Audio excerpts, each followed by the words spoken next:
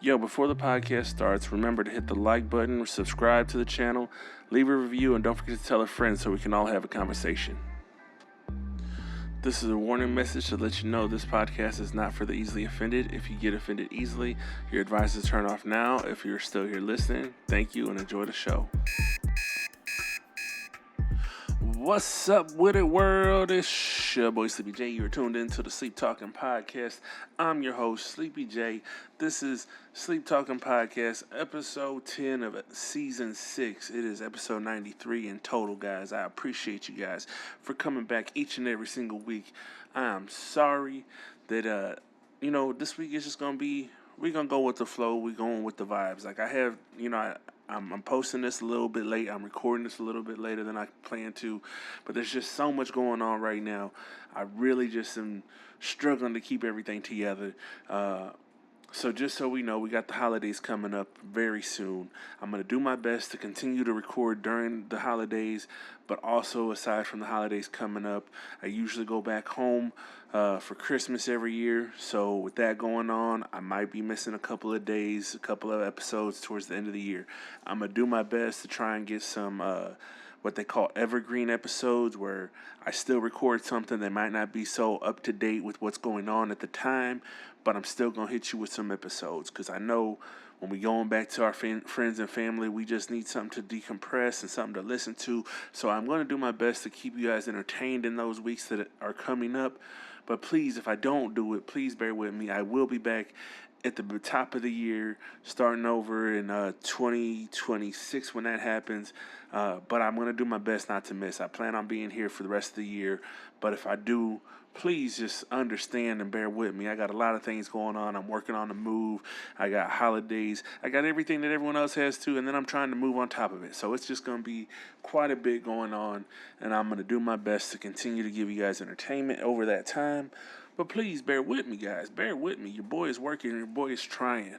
But with that being said, episode 93 underway. Let's go ahead and get it going, right? I also have been working with some new people, but we'll cover that later. Anyways, let's get this episode popping. All right. So first, let's go ahead and jump into politics. I told y'all last time I don't like talking politics, but man, these Democrats are really messing it up, and they really got me annoyed, and I got to talk about it. So first things I've got to get off my chest is the Democrats have went ahead and, well, not all of them, but some of them have crossed the line and went ahead and wanted to open the government. Now, I understand everybody that is struggling to get by. We all struggling. We all dealing with it. But I think what was at stake, they should not have crossed the line. Like, they should have held the line and continue to hold out. I know there's people that would be starving. I know there's people that need their money and things of that nature. But what people aren't understanding is for the greater good. I am very much of belief of the greater good. I know it's not always easy to be holding out for the greater good of everybody, but it's just how I feel like societies have to work. Like, we have to be working not for the minority parties' interests. Like, it's got to be for the greater good. If it's for the greater good of the country, if it's for the best possible outcome for everybody, then I think that's what we should be following. I don't think we should be out here pandering to the billionaires when only like 1% of Americans are billionaires, or I don't even think it's that many. I think it's even a 0.5% or whatever. But majority of Americans make, I think, an average of 55, maybe 60,000 a year. And that's not even the people that are on the lower part of that spectrum, but that's just the average. And we're affected by all of this. We're affected by the lack of insurance that people are getting. We're affected by the SNAP benefits, or EBT, or food stamps, whatever you want to call it. We're all being affected by it somehow, some way. And I feel like that line was more important to hold than it was to cave in. But in the lighter side of it, with them opening up the government, we did swear in some new people, and we did get these Epstein Files being released. And the Oversight Committee has been releasing these hot fire emails that are really condemning towards Donald Trump, towards other politicians and other people. Now, what got most people talking about is Epstein was sending these emails to people saying that he was still in contact with Donald Trump, having Thanksgiving with Donald Trump during his first term of being in office. So he was still in contact, even though Donald is saying I didn't talk to this guy after I found out how nasty of a person he was. So he claimed one thing, in these emails they're saying otherwise. He's also sent emails to his brother talking about how Donald Trump was being awfully frisky with President Clinton, or speculations. People believe that's who Bubba was in these emails. So this got the internet acting a fool. There's a lot of memes, people talking about it. It is a full-on foolery show going on because they think it is funny. But at the end of the day, what we are seeing is a lot of Republicans turning their back on the party, or at least Donald Trump. A lot of people are trying to separate themselves because there is a lot of stacking evidence in this file, in these emails, showing that Donald Trump very well might have been complicit and complacent in all of the things that were going on Epstein Island, that him and Epstein were really good friends, that there might have been some actual PDF stuff going on that he knew about and participated in. There was another email talking about how Donald Trump was almost drooling to the point where he almost ran into a door, staring at the young women that were at this party that they were both at. So it's very condemning, very bad press for the president right now. For me, I've been telling the people that will listen to me about this that I don't understand that anybody that voted for him, the president, Donald Trump, believing that he's a Christian. Nothing about him tells me he's Christian. He's made fun of military people for being captive during times of war. He's said how they make him feel uncomfortable whenever they are being, when they're missing limbs and things like that. He doesn't like to see them after they've come back from combat and they look like they've been banged and beat up. He was saying how people were starving and he was trying to feed them, but at the same time, when the judges had told him he needed to find the money for the SNAP benefits, he still went back to court saying, no, we can't touch this money. Like, if he was such a good Christian, if he cared that much about the people, he would have just gave the benefits to the people from those emergency funds that he fought so hard to keep from. He's time and time again said how he's not going to heaven. He's also said how he doesn't believe in God. So anybody that believed that he was a Christian, you're not paying attention to the things that he says and he does. He doesn't care about victims, because if he did, then he wouldn't have fought so hard not to get the Epstein Files released. He wouldn't have had so many situations, so many times. Like, he just shows us who he is, and everyone wants to find an excuse to say who he's not. And I hate the hypocrisy. And, and if you are going to be in the hypocrisy of it, then admit to it and stick to it. There ain't nothing wrong with it. Like, if you believe what you believe, then just stand on it. Like, if you believe that, you don't like this person or that person for these reasons or that reasons, then stand on it. Don't hide behind Christianity, because that's not a very Christian thing to do. Just say you just don't like people. No, you don't like, us Mexican Americans. You don't like black people. Whatever it is, just stand on it. Like, you can say it. Now, whatever repercussions happen after that, now that's different. But if that's how you feel, then let yourself be seen and heard. Anyways, enough of the politics of that. People are very upset at the Democrats for not holding on the line, but if there's silver lining in this situation, these Epstein Files are being released. The Oversight Committee is releasing these emails. We're seeing a lot of things come to light, a lot of things that are damning for the president. But there's, people from old regimes that are going to be included in this. And if you are truly anti child harm or anti PDF stuff, sexual assault stuff, then you need to stand 10 toes down in it.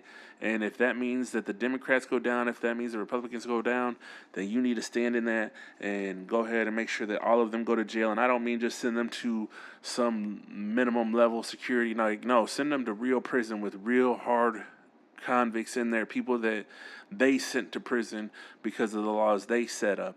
The people that are, fighting for their life in prison too. Like, let them see what it's like to be in there with the real people that are actually in there, just trying to make it every day and not getting any special treatment. They need to go in there with just the same people. But again, enough of those politics. Let's go ahead and get into some music news, guys. This week, a lot of news going on about the Rock and Roll Hall of Fame. Salt and Pepper made it into the Rock and Roll Hall of Fame.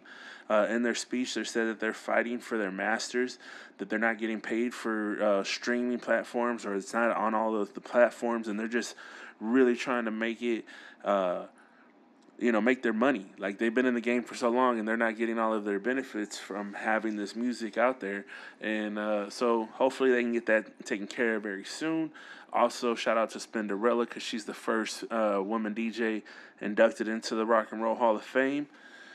Also, moving on, we had Outkast inducted into the Hall of Fame. Andre 3000 did not perform.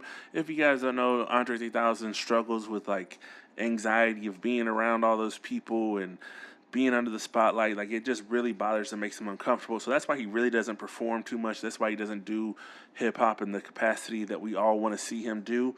But Doja Cat did perform one of his songs, did mess up the lyrics. That had a lot of negative blowback on it. Janae Aiko came out singing his parts too, and she did her own little twist on it. And it wasn't nothing like the original. It kind of made it more of like a punk rock kind of feel. People kind of made fun of it. There's a lot of negativity behind it. But, I just want to shout out to Outkast and Andre 3000 and Big Boy. I'm an Outkast fan. I'm not necessarily a huge fan of them. Well, I don't want to say I'm not a fan of them. I like their music. What I want to say is I'm of the minority that thinks that Andre 3000 is like one of the greatest of all times, mostly just because I don't feel like he's done enough by himself. I would have to see him do more work in the hip-hop game to prove to me or make me to want to entertain the idea of giving him a spot as as a solo rapper that's deserving of the GOAT title or whatever, or even in the top 5 list. In my personal opinion, it might be a hot take. I apologize to anyone that is offended by it. But again, Outkast's been out here for a long time. They're the ones that put Atlanta on. If you ask me, they're the ones that, started really getting the shine on in Atlanta in a serious capacity. There has always been a few artists that came out of Atlanta, but I think they had the longer run. They're the ones that actually put a light on doing what they were doing, and they were innovators. They didn't follow the same path that everyone else was. They experimented with their music. They just were out here rapping good, making good music. And so just shout out to them. Again, I like the music that they've done. They make dope flows. They're just really good hip-hop artists. And again, all props to them for making it into the Rock and Roll Hall of Fame. Let's keep things moving. Sports news, guys. I keep telling y'all I am a boxing fan, and I know I talked about this Jake Paul and Gervonta Davis thing last time, and I've talked about it before about how it was being announced and things of that nature. But last episode, I said that it was canceled. I didn't really know why. They were saying that Jake Paul said he didn't want to do it because Gervonta Davis has these allegations of beating on his wife and whatever the case is, and so he was like really going in on this idea. But what I've been seeing in media is there's a lot of speculation that it wasn't that he was taking a stance on the allegations of Tank beating on his girl, because those aren't new allegations. Like, Tank's been doing this for since like 2017, 2018, something like that. So it's not new allegations. So he knew coming into this that this was a like that he does this. Tank Davis has been fighting his old lady for a long time. But even aside from that, people were also pointing out like Mike Tyson had the same allegations, and ain't nobody, you weren't taking that stance about, he's a scum of the earth and da-da-da-da. Now you want to have a moral compass saying, oh, I don't want to fight a woman beater because he's a scum of the earth. I don't want to get on platform. Again, I don't hold up either one of those things against either one of them. Mike Tyson went to prison, did his time.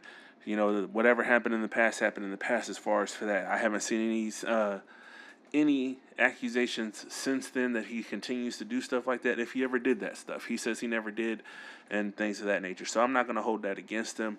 But with this Tank thing, Tank says that he needs help. Tank knows that he's looking for it. That's why I think he's getting ready to retire soon, so he can start getting the help that he needs. He thinks that if he goes to this counseling, that he's not going to have that fight in him anymore. And because he feels that way, he doesn't think that he's going to be able to continue to box. So I'm thinking that we're going to see his next fight or two be his last ones. But he has been clapping back, saying that this isn't what happened.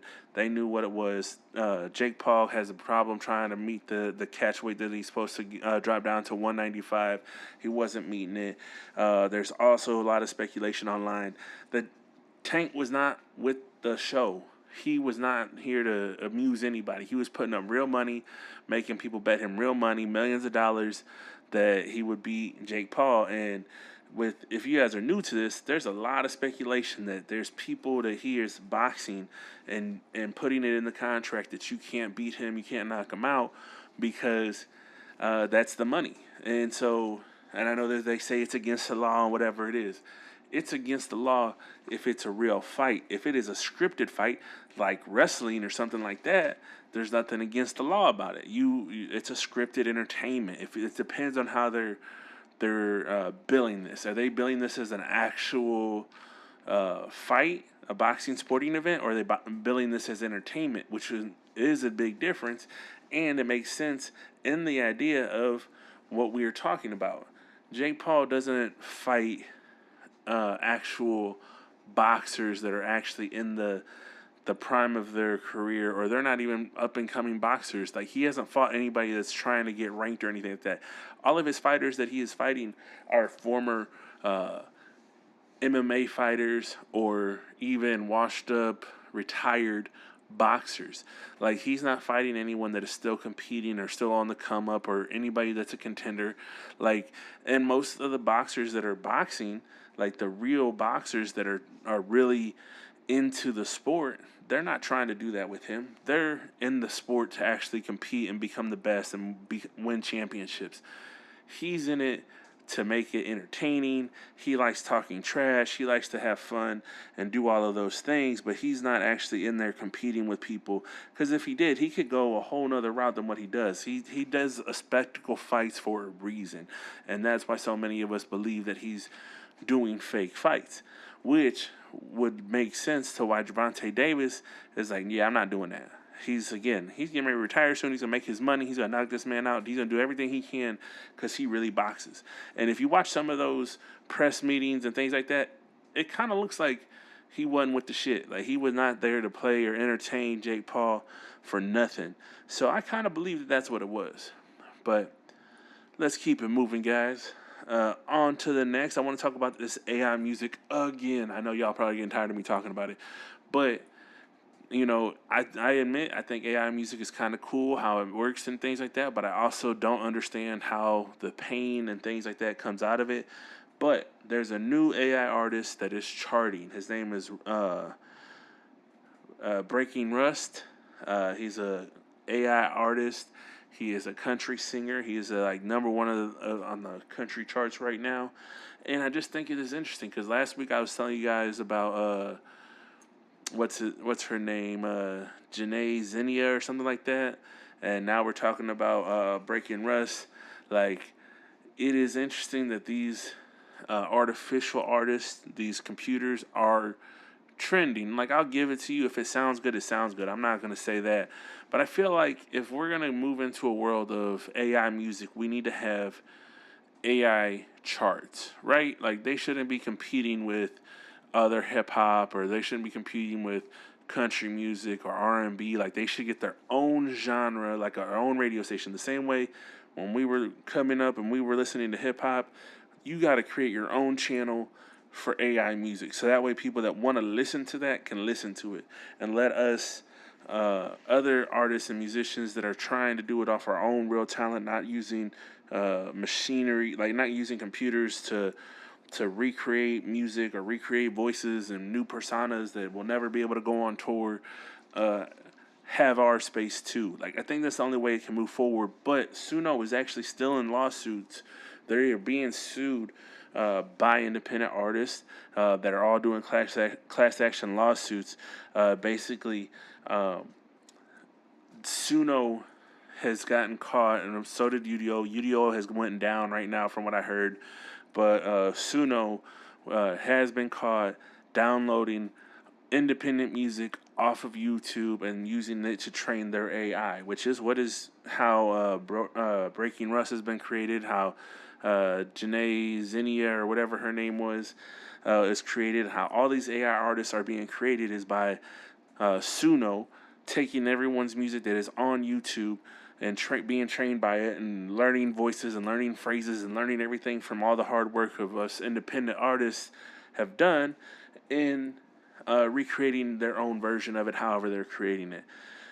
And so Suno is trying to dismiss the lawsuit, saying that like they didn't do anything wrong, it's still too soon, things of that nature. But this lawsuit is still going on. I am still paying attention to it. I am very interested in it.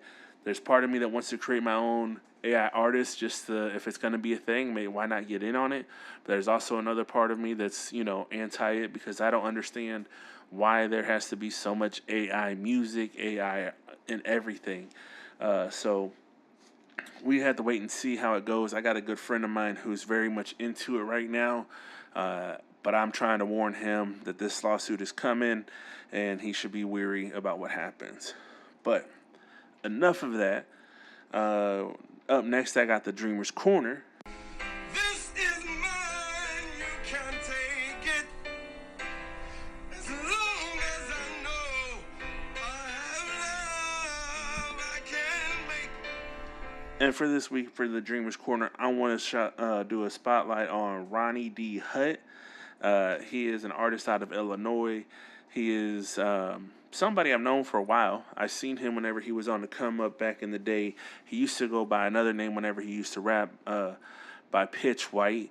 I think in his time of being Pitch White, he learned that people liked the way he sang more than the way he rapped. And even though he still is kind of rapping, it's more of a singy country style that he's doing. I don't want to say it's country, but he's doing more of a singing type of thing. They maybe classify it as country, but he's a cool dude. I've met him before many years on the independent market while we was out here doing shows back in St. Louis.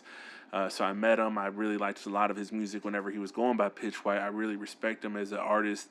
But I think during COVID, like in 2020, he really just kind of sat down and started rebranding himself and wanting to just lean more into his singing.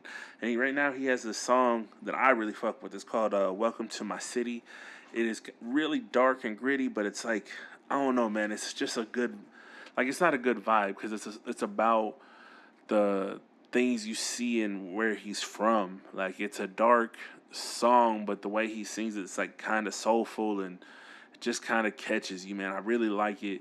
And so Ronnie's just a solid artist, man. I think he deserves the look that he could get. So if you guys are out there looking for a new artist to check out, Ronnie D. Hutt, he's on Apple Music, he's on Spotify. Check him out.